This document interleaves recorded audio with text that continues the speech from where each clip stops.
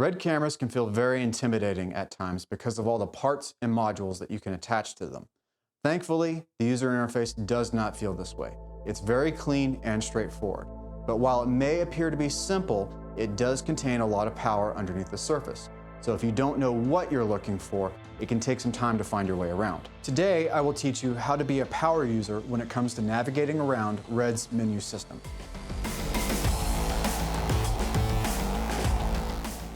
Each function on the heads-up display contains an advanced tab, opening up a page giving you more options for that feature. That page is actually buried deep within the menu, so the advanced tab functions like a shortcut. Starting from the top left, we have frame rate, ISO, f-stop, shutter, color temp with tint hiding in the advanced controls, resolution and cropping, compression.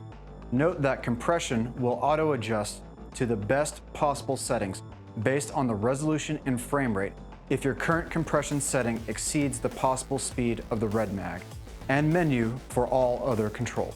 On the bottom part of the screen, there is another list of settings and controls. Starting from the left, there is the toggle between the record and playback mode. As a note, each mode changes the options offered in the menu. Histogram. This control will display the exposure levels of the image, and it will also indicate if there is any clipping happening in the bright or dark parts of the image. Tapping on the histogram can bring up the menu for toggling the false color modes like exposure, focus, and geoscope.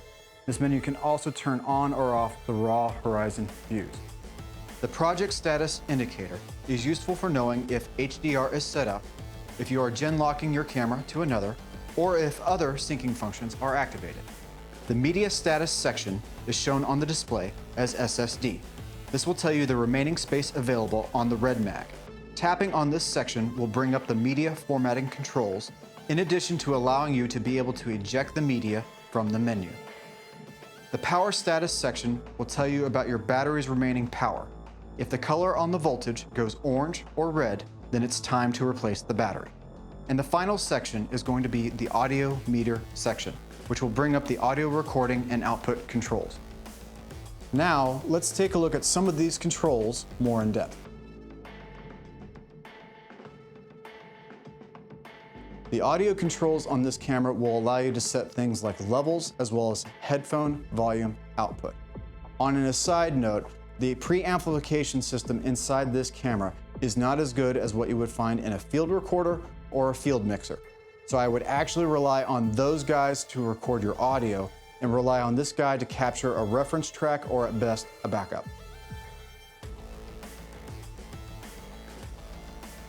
In most cases, the field monitor through which you are viewing your camera is not going to be able to match the resolution output of that image, thus making focus pulling a critical issue. Because of this, a standard definition or a high definition monitor like this guy right here is not going to be acceptable for judging focus. And in the cases where you're recording 6K or above, an ultra high definition monitor is not going to cut it either.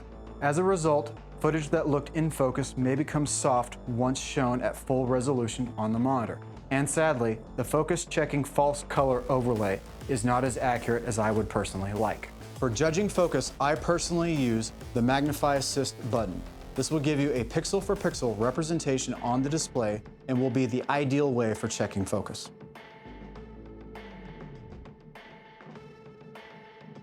The histogram tool is going to show you the video levels for judging exposure.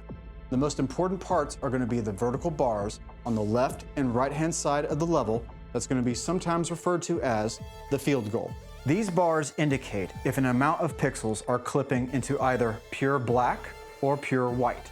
If a pixel clips, even when recording in RAW, the information is lost. To get the most amount of fidelity out of your image in post, you will want to ensure that as little information as possible is clipped in either the blacks or the whites.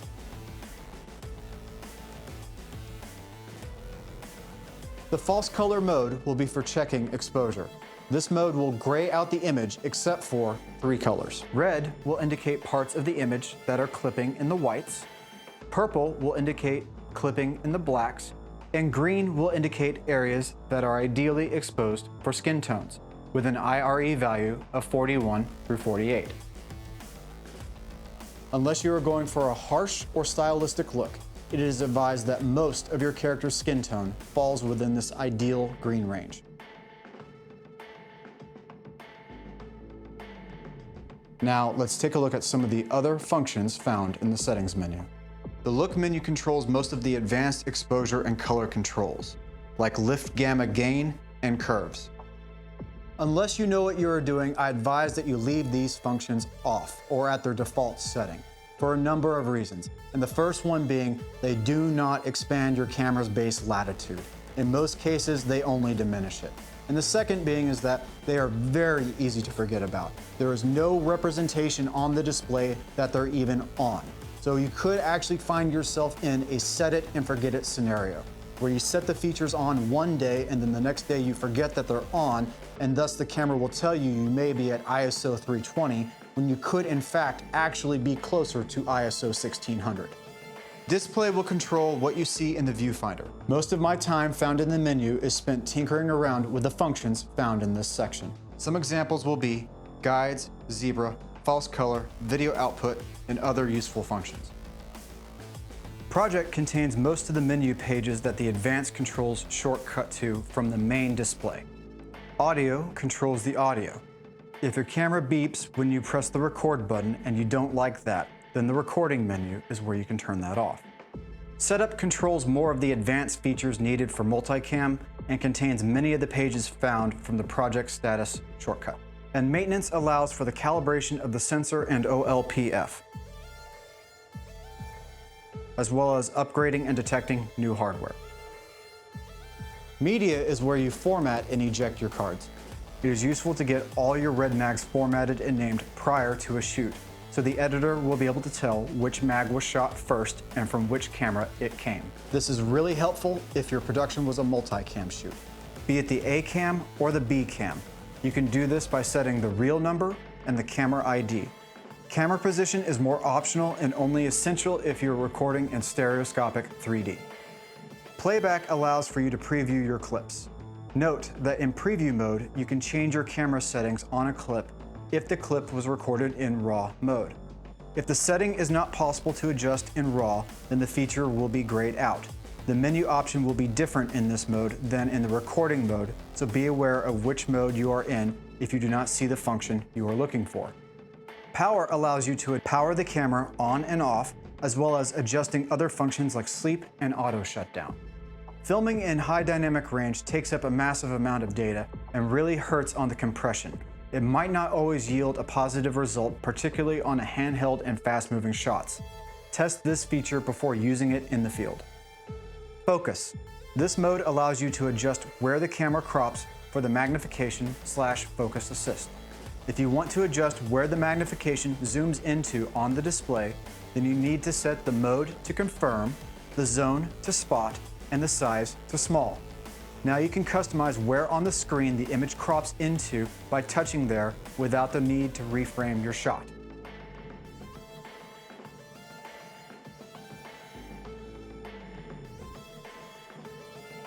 Exposure Assist.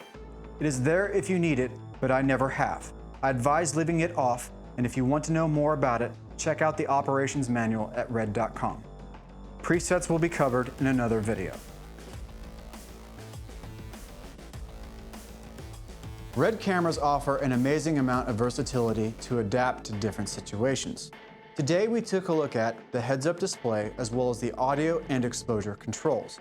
We also dove deep into the main menu and explored some of the hidden features found on the camera. If you found this video helpful, please be sure to like and subscribe, and as always, thank you for your time.